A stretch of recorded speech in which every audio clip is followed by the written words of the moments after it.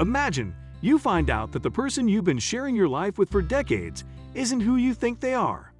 That's what happened when the police showed up on this couple's doorstep one morning.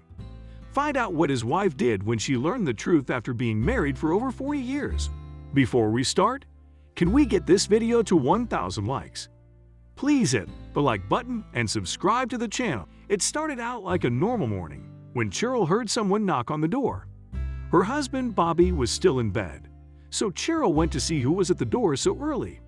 When she saw police officers, she didn't think twice about this. Cheryl thought they were probably there for one of her neighbors. She opened the door, not knowing what awaited her. As soon as she opened the door, 12 FBI agents burst in, and she knew something was wrong. The officers immediately went to the bedroom at the back of the house, where her husband Bobby was sleeping. A cop asked for Bobby's real name, and Bobby whispered something. Then they handcuffed Bobby and took him outside.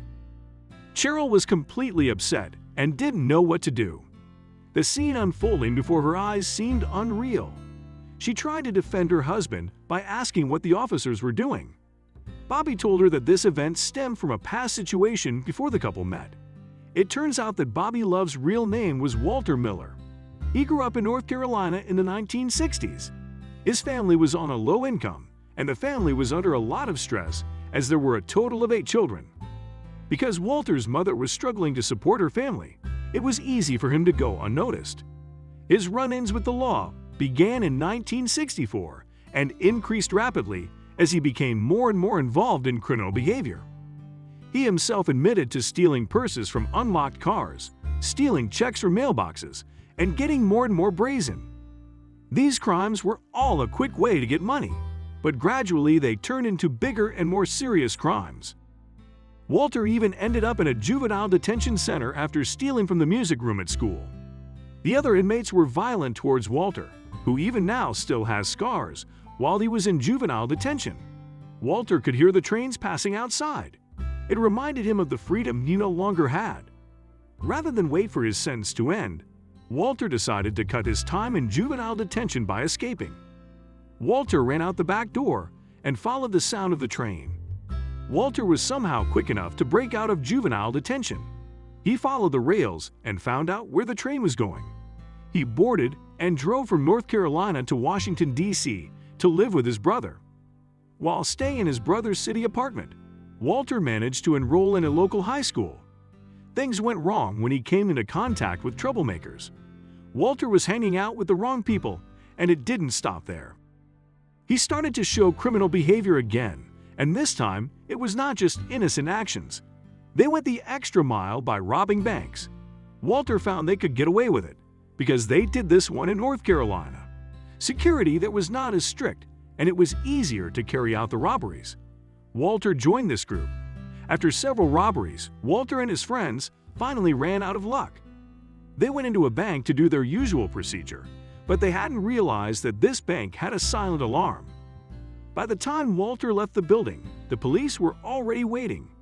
He tried to escape, but he was shot. Walter's crimes were so serious that he would not go to juvenile detention again.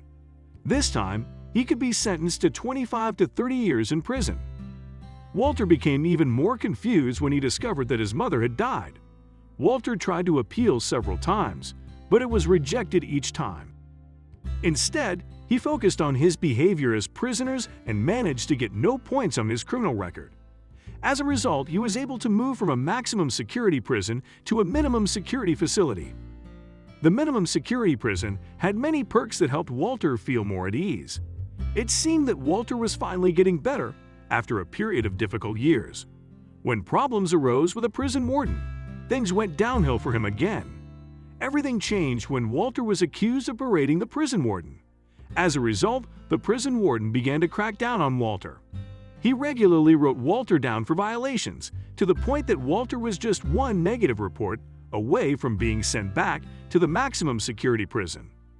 He also had to wake up earlier than other inmates to pick up trash along the way. This enabled Walter to plan another escape. He couldn't stand being locked up anymore, and he started devising an escape plan. Walter noted that Tuesday morning security guard allowed detainees to board the bus without having to search them. This was against procedure, and he also knew that the bus stopped at an intersection near the forest. One Monday night, Walter decided it would be his last day in prison. The next morning, he put on his civilian clothes under his prison clothes and emptied his locker. When the prisoners were loaded onto the bus, Walter chose a strategic location near the emergency exit. As the bus slowed and approached the intersection, Walter swung open the emergency exit and fled the vehicle. He ran into the woods, doing his best to ignore the sirens behind him. Walter managed to reach the station, where he boarded a bus to New York. On the bus, a woman asked Walter what his name was, to which he replied, "Bobby Love." This was the beginning of his new life. Bobby arrived in New York in 1977 and ended up on the street after his money ran out. He managed to obtain a fake birth certificate, social security number, and even a driver's license. These documents allowed Bobby to do odd jobs and do some work to earn money. By the time the 80s arrived, Bobby had created a whole new life for himself. He had landed a job at the Baptist Medical Center in Brooklyn. This was also where he met Cheryl. Cheryl was just 21 years old when she married Bobby, who was 34 at the time. They soon had a daughter named Jasmine, followed by another girl named Jessica. A decade later, Cheryl gave birth to twins Jordan and Justin. Bobby became a real family man. He had 2 jobs to support his family and volunteered at the church. Still, he couldn't forget his past and the great secret he kept from everyone, even his wife Cheryl. Bobby really wanted to tell his wife, but he also knew he couldn't risk it. Instead, Bobby told his sister to tell Cheryl the truth after he passed away. That way, she would know one day.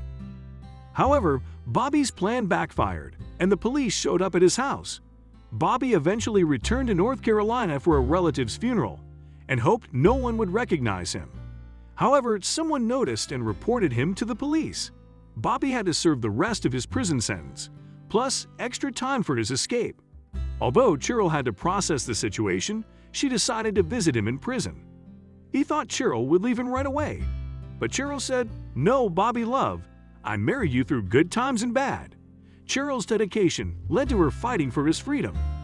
Cheryl asked everyone in their lives to write testimonials about Bobby, and she herself did the same. Cheryl did everything she could to defend her husband. Miraculously, it was enough. After a year in prison, Bobby was released. He was now actually liberated in more ways than one.